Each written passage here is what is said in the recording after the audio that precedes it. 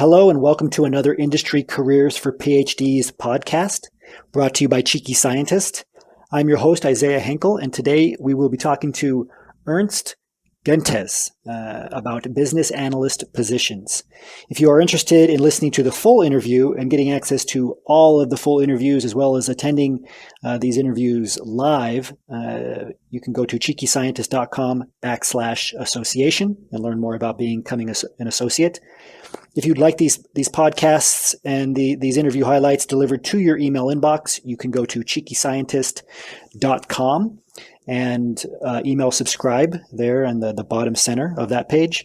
You can also download these podcasts from iTunes and listen to them there.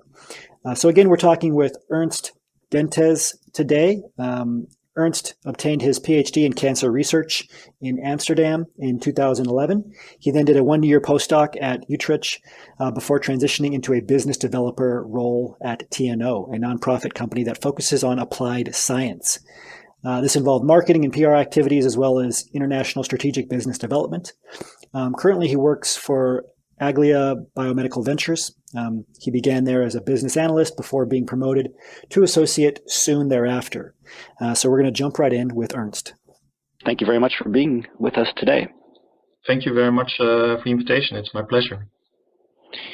Yeah, so you have just a lot of experience in something that's been an increasingly popular topic, venture capital, becoming a business analyst. And with your background, I mean, it's unique. And I kind of want to back up a little bit because we have a lot of people listening right now that are still trying to transition into their first industry job. So I always like to ask, what was your story in terms of transitioning out of academia? How did it work for you? Yeah. Well, basically, so I did cancer research, and in terms of that kind of science, it's very practical. So I guess about 80% of the work you do is very practical, repetitive. And I did not think that was something which lie within my core competencies. And at that time I knew, if I want to be successful in science, I knew I had to do this for at least 4 years and still be very lucky. So I just took my chances, and I thought, there's little reward for the effort I put into it. So that was one thing of the story. I guess the other thing was that at that time I basically concluded I'm basically more of a generalist, liking multiple things in science with other different topics, rather than being a specialist, in which you focus on a very tiny subject. And the other thing is that I wanted my work to be having more impact, or at least impact that was more visible to me. So those are, I think, were the main motivations to leave science. But that said, it's not an easy one, and especially when you have to determine your next step, it takes a lot of time and an effort to get to the next phase, because basically, you have basically to turn your whole career upside down. And it definitely took me, I think I started with that, I think already 1 or 2 years before finishing my PhD. I talk to people who wait until the very end to decide on their next career path. But those things typically don't really work out, Yes. When you just completed your PhD, those things don't really occur to you at the end. I think you only get ideas on this when you've really thoroughly gathered information on, all the possibilities. You start to integrate it, and if you wait until the very end, you basically will be under pressure to accept basically any type of job, and you will miss the relevant network. So it's very important to start very early on developing ideas of where you might be moving next, because otherwise there's a pretty good chance that you won't get the right job in for you, and that you will basically waste time. So it basically means you will need to do a lot of researching, basically of your own personality.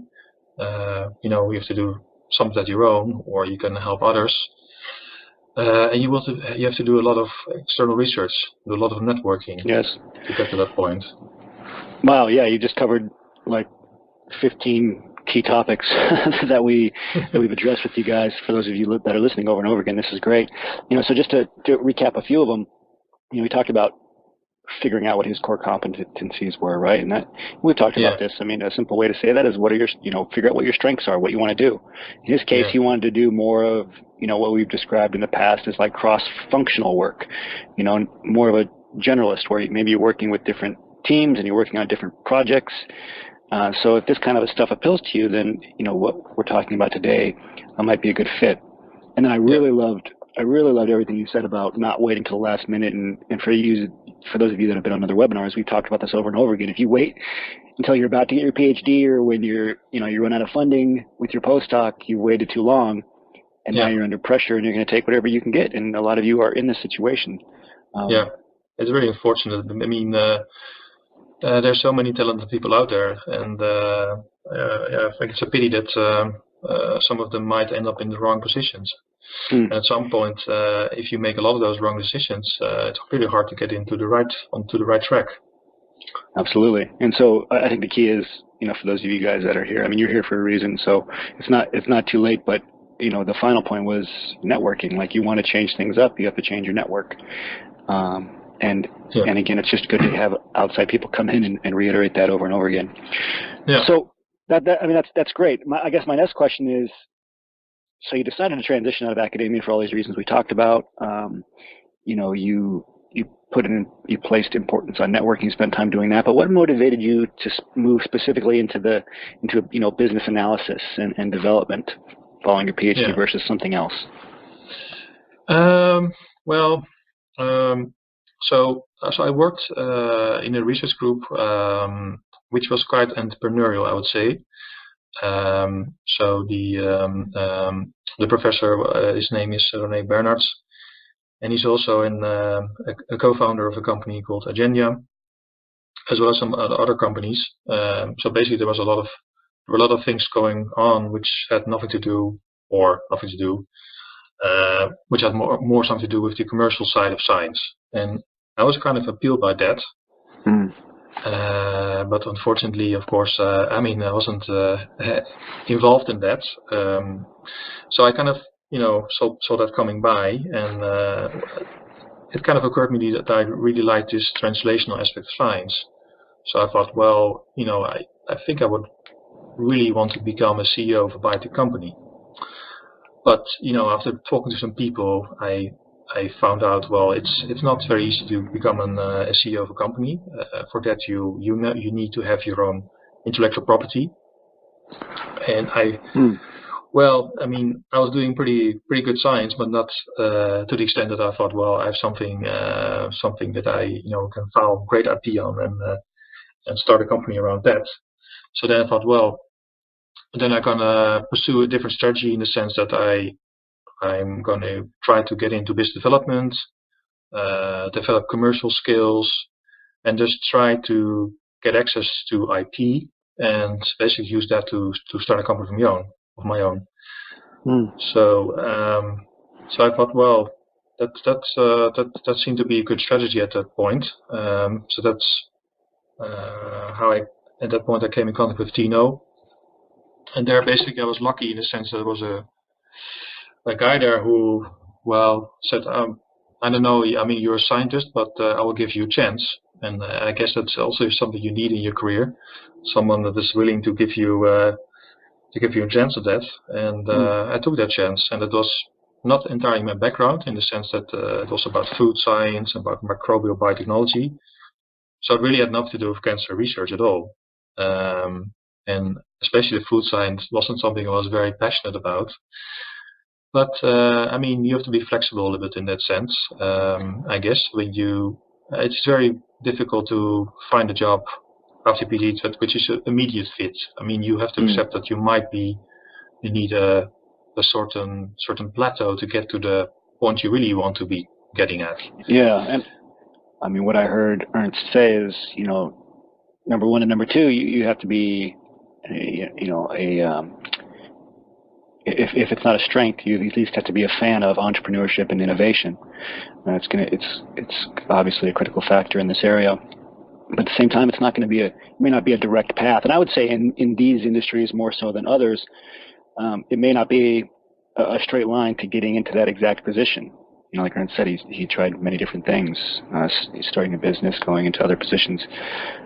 You have to be a little bit more flexible as things move a little bit more quickly in this industry. Yeah. So, no, I mean, it might be a little bit somewhat hard to accept if you've just finished your PhD. It was a long, grueling journey, and sometimes it's difficult to accept that you have to accept something which is not immediately the 100% fit. What was that for you? What did you accept right away? What did I accept in the job? What was your first step? Yeah, right after. No, I mean, this was the first step to business development position.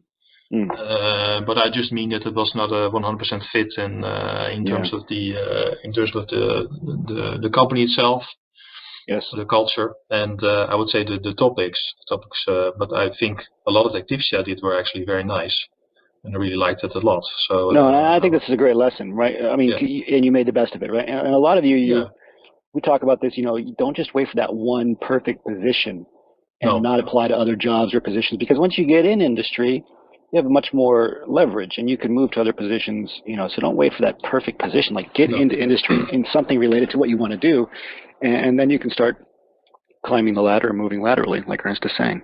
Exactly. I mean, just ask yourself, like, okay, well, those might be not the exact topics that match my PhD, or the culture may not be 100% a match, but then still, there are so many things I can learn which will be which are fitting my career path. And that's most important, I think. Absolutely. So can you, we have a lot of people again that are they throw on these job titles, but they don't really know, what they do. So let's just talk with being a business analyst. What does the job entail, right? There was a bunch of words in your bio in the intro that we talked about that some people may not know. Maybe you can break it down a little bit. What does a job entail? What is the work-life balance? What does a day in the life look like? Yeah. So the business analyst role is, I would say, more an internal role, and the business development role is a more external role. But both are quite broad. So the business analyst role, you will be, for example, looking at a certain technology, and you basically will be calculating the business case for that, meaning that, okay, I have this technology. If I were to invest, what do I need to invest in it in terms of money, in terms of people, or infrastructure, whatever, and what is the predicted outcome of it? For example, at Tino, we were looking at a new technology, and with this technology, we were able to make a certain kind of plastic, and we were calculating how much would we need to invest in that, and how much would we get out of it, and what would we actually be needing in terms of resources. So those types of questions you can get. I also did things like writing business plans, in the sense that I was looking at technologies for which I need to find the right partners, meaning people that can help you further mature the technology, look at potential acquirers of a certain technology, those kinds of things.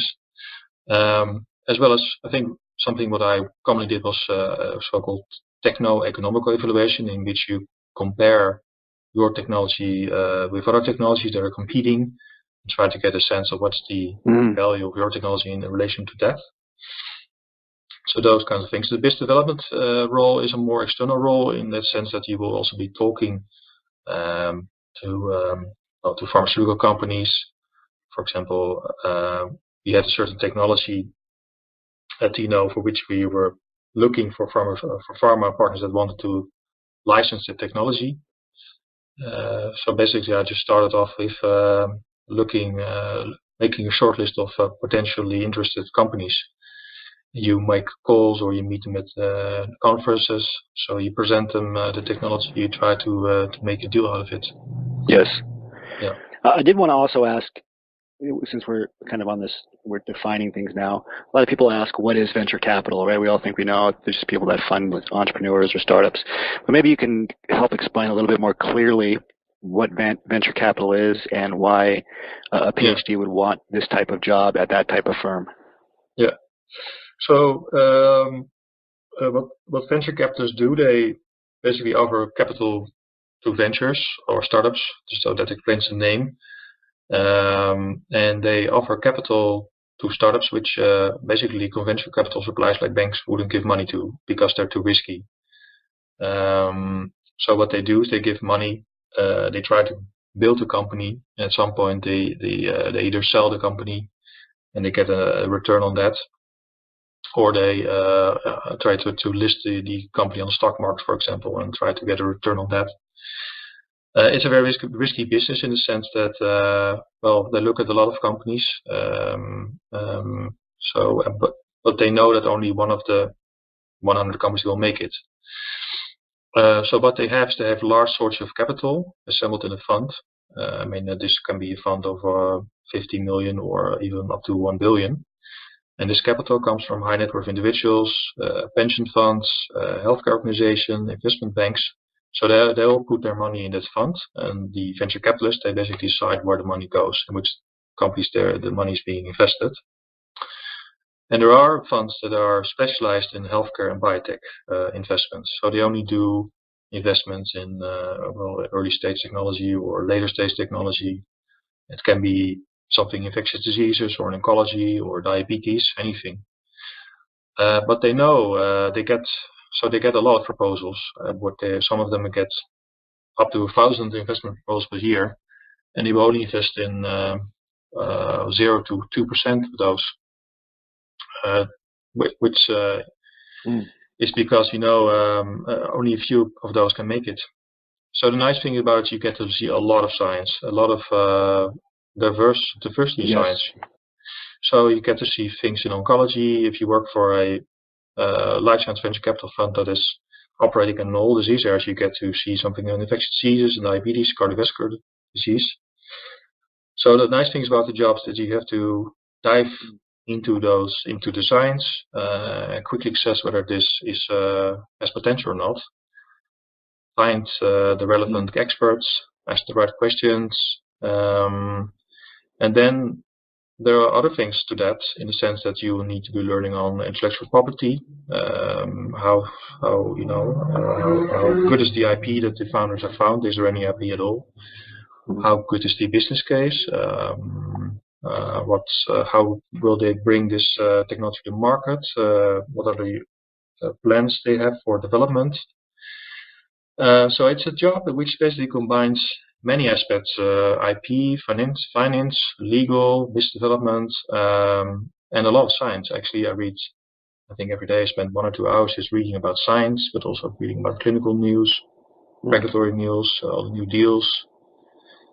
So, for example, today I talked to a technology transfer office about a new company they wanted to spin out. So I had some discussions on that. But I also talked to a website builder and people specializing in PR about making website for a new company we invested in. So that's really corporate stuff we do. As well as I did a in-depth analysis of new data of a company where we're interested in investing in. So it can be very broad in that sense. So that's a nice thing about it, I think. No, that's a great explanation too, and I think you guys that are listening can see the variety of the different types of activities that you'll have to do. And we've had many other people come and do webinars on specific components, whether it's intellectual property or technology transfer. We've had other business analysts, and I think what Ernst has done is put all of these pieces together really well for you. So one question we had in our private group that came through for this webinar was, what were some of the challenges you faced in entering this profession? Because it doesn't seem to be one that you can get into directly, which we've already talked about. But I guess for you specifically, what was difficult about getting into it? And you did talk about having some types of growing pains and getting used to the differences. Maybe you can speak to that a little bit. Yeah.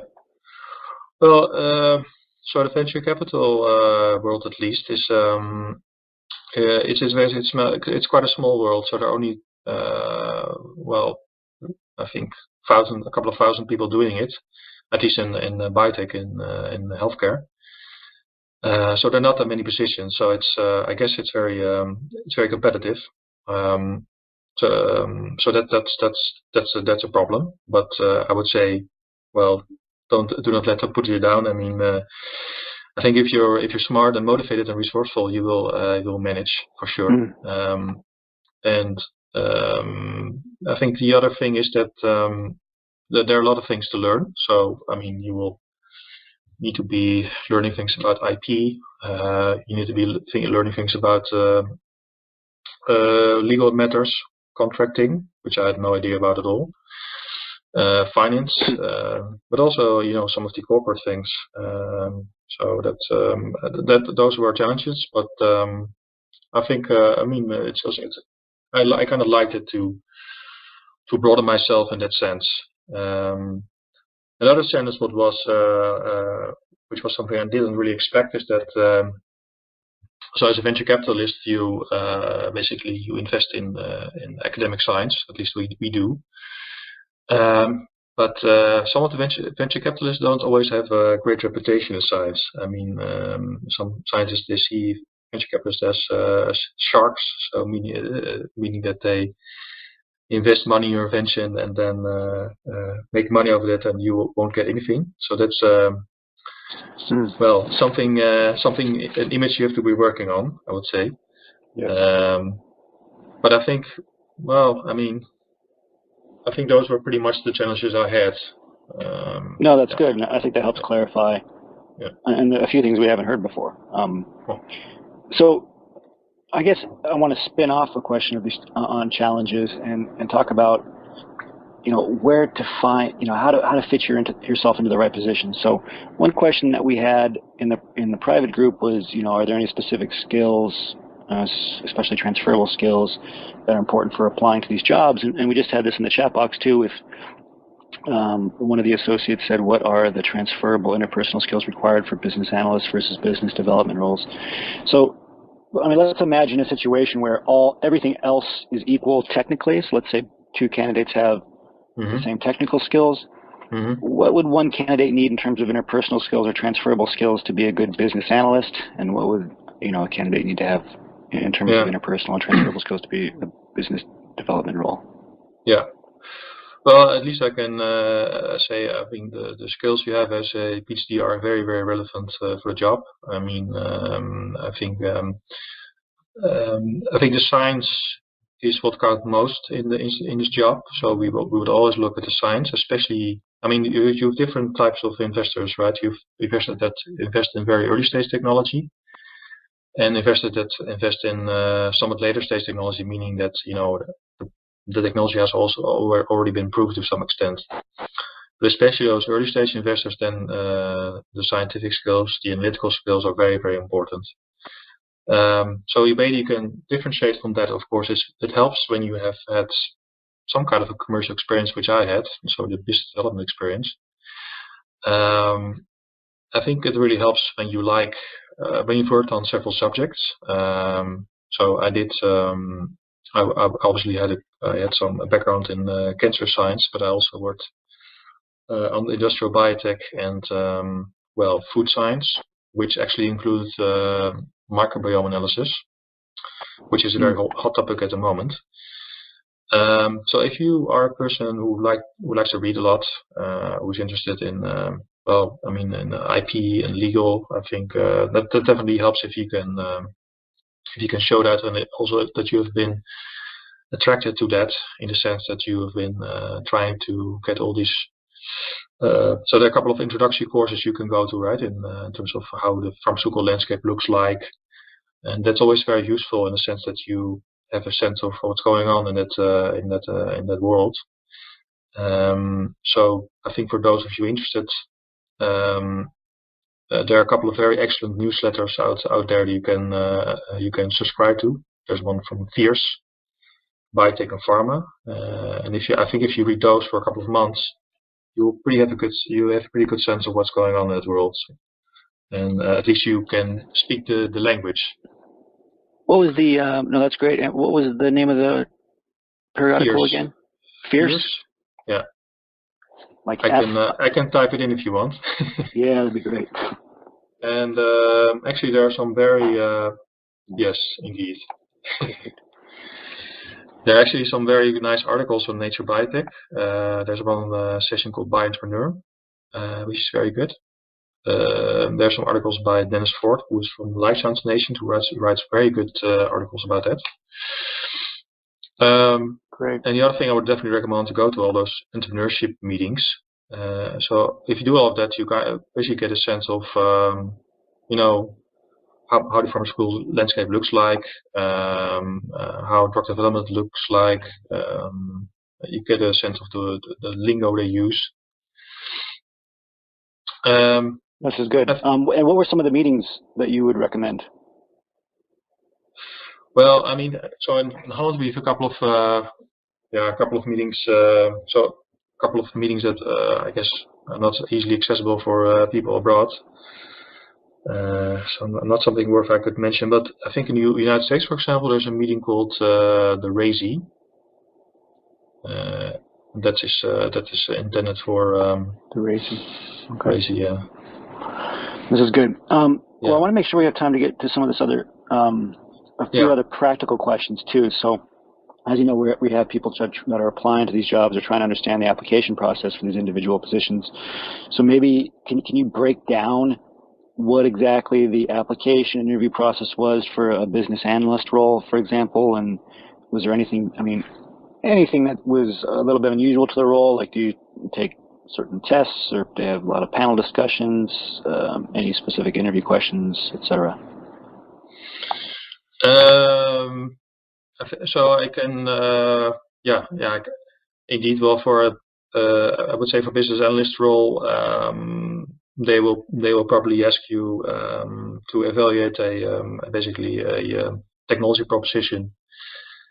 So they will come up with, well, I have this certain technology, and how will you approach this in terms of how will you bring this to the market? What will be the business case? So they give you a couple of features on that. And so they will test you on that. I think that's the most logical step. Or they will ask you to do a techno-economic evaluation, meaning that, well, how do you think this will be in relation to other technologies? How will you score for that? Those kinds of things. For the venture capital role, there's a lot of similarities. So they'll probably ask you to evaluate an investment proposition.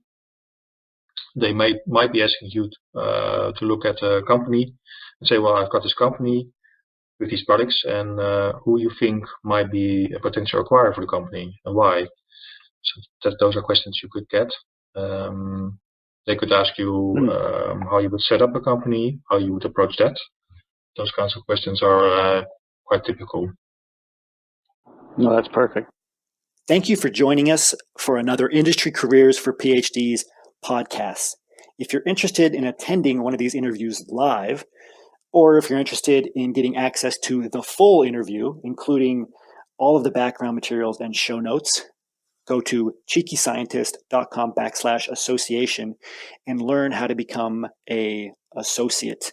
You can get on the wait list for the next association enrollment period there and learn full details about the program.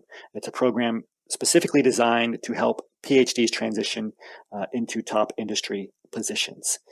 If you would like to receive more of these interview highlights via our podcast sent directly to your email, go to cheekyscientist.com and email subscribe under where it says Start Here. If you haven't already, you can also subscribe to this podcast on iTunes. Until next week, remember your value as a PhD and start thinking and acting like a successful industry professional.